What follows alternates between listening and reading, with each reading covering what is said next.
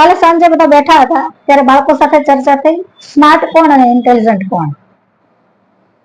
તો ઇન્ટેલિજન્ટ વ્યક્તિ છે ને એ કોઈ પણ જવાબ છે વિચારીને આપે છે, જ્યારે સ્માર્ટ વ્યક્તિ છે એ કોઈ પણ સવાલનો જવાબ તરત જ આપી દે છે. ઇન્ટેલિજન્ટ વ્યક્તિ હંમેશા બધી જ બાબતમાં ગૂગલ કરશે, જ્યારે સ્માર્ટ વ્યક્તિ પોતાની કોમન સેન્સ થી જવાબ આપશે. ઇન્ટેલિજન્ટ વ્યક્તિ હોય એને કામ જે આવડતા હોય એ તરત કરશે, જ્યારે સ્માર્ટ વ્યક્તિ નવા કામમાં પણ હાથ અજમાવશે.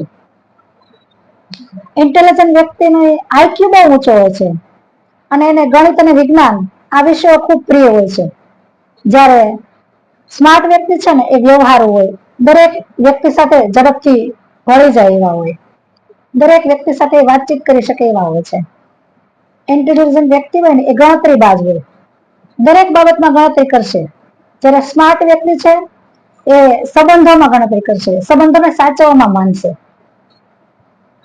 ઇન્ટેલિજન્ટ વ્યક્તિ છે એ વ્યક્તિ હંમેશા પોતાનું જ નોલેજ યુઝ કરી અને કામ કરશે, જ્યારે સ્માર્ટ વ્યક્તિ છે એ એપ્લિકેશન અથવા તો અપ્લાય કરશે અને નવી નવી વસ્તુ શીખશે.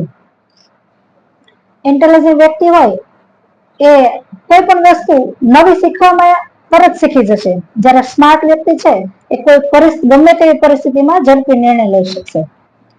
તો તમે પણ તમારા ઘરમાં જે બાળકો છે અથવા તો તમારા પરિવારમાં તમે બધા જ એમાં કોણ ઇન્ટેલિજન્ટ છે અને કોણ સ્માર્ટ છે આ ચેક કરજો.